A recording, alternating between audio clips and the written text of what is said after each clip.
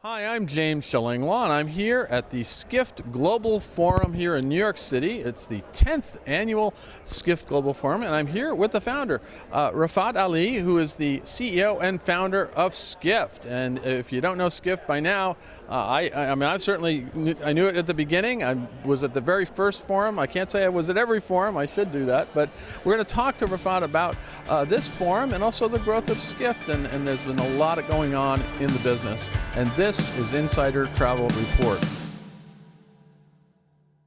Now, Rafat, great to see you here. Thank you again for inviting me, and that you always get a great conference. I often, as I do, I travel the world, and this one I'm here for, but I was actually at the first one we had in Brooklyn years ago, and here we are 10 years later, right? 10 years later, it's been 10 years. That was the second one. That was the second one. Okay, I missed that one. Okay. But yeah, it's been 10 years, and obviously with COVID, 1 year we did it virtually. Right. But other than that, it's all been in person, and we grow from smaller venue to a larger venue to a larger venue.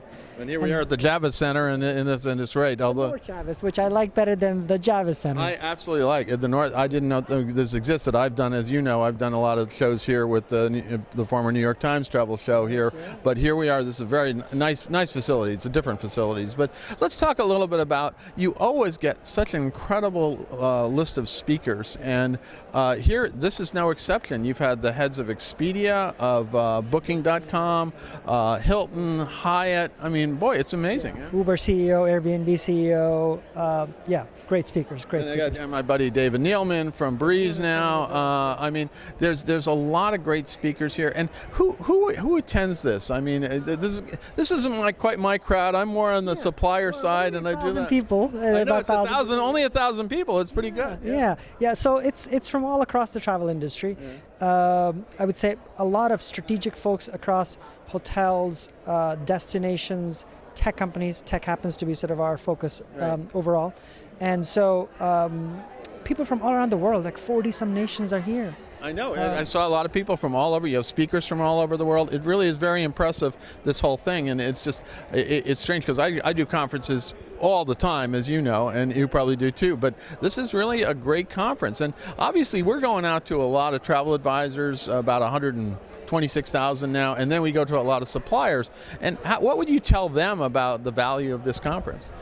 Well, one, I would invite them to come. Okay. And I would say if they want to understand the changes happening in the travel industry, particularly around consumer behavior and how they're looking at the world post-COVID, if you will, because we're standing here in a time post-COVID, they will have a great overview of the larger trends happening in the travel industry. So I think from that perspective, it's great for travel advisors to understand what are the destinations that will emerge, how are the types, like the Saudi minister spoke earlier. Saudi, as you know, is emerging as or at least they want to emerge as a and they will, and they are. I was over in Saudi myself for the World Travel and Tourism Council, and I got a chance. You were there as well. We missed each other there, but obviously we got to travel around a bit and see it, and it is amazing. The changes happening are incredible. So you get a sense of that. You get a sense of, obviously we're talking a lot about AI in this conference, because that's just... Well, I was going to say about AI, I mean, I still haven't had the definitive talk about AI, but I don't know if I ever will, because it keeps changing, right? It keeps changing really fast. ChatGPT launched 9 months ago, maybe. Yeah. So people forget, it's only been 9 months since ChatGPT launched and sparked this imagination in the whole world.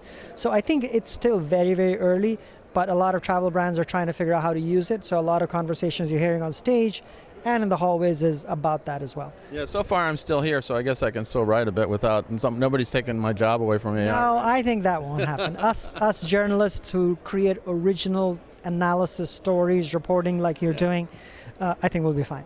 Yeah, I hope so, because although I can't edit a good I haven't used it to edit a press release, so it works that way. Help you edit some of the videos. I think that will happen. That's another transcribe thing. And edit and all this stuff. So our tools that you and I use will become a lot faster and easier, hopefully.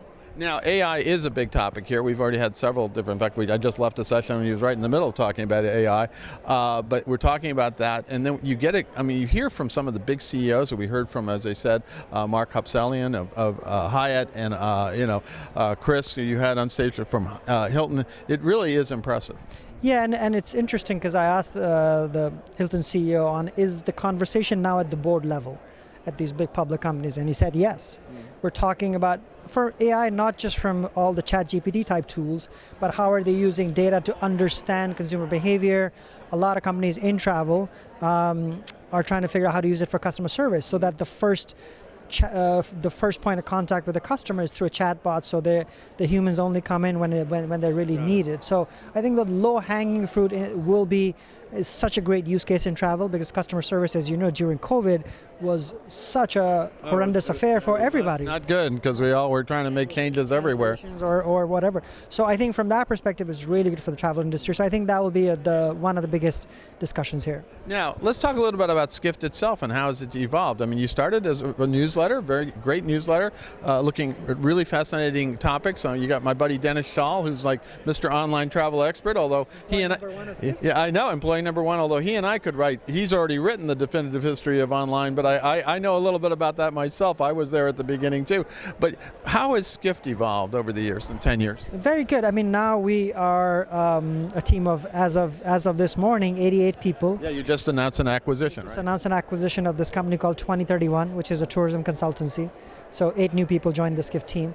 And so a lot is happening on us expanding deeper into different parts of travel, tourism space, hotel space, airline space, but also expanding geographically. We just talked about Middle East, India for us, where we announced an India summit as well. So you have these conferences all over the world, and then you're starting to get more publications, and sort of, as you said, with the India version of it, and you're going to do a lot of things like that, Middle East as well. And then we launched a short-term rental newsletter focused just on the short-term rental industry as well. So yeah, going deeper into, Skift is a brand that covers all parts of travel, and then for us to go deeper into different parts of the industry with these specialized newsletters, specialized products for the industry, for sure. Well, I got to tell you, in 10 years, I've been amazed at how you've grown. I've been around, I mean, I'm old. I'm like 32 years doing this now. So it is amazing to see how you've grown this publication and really become kind of the place to go for people who want to know about technology and travel, about trends, about marketing.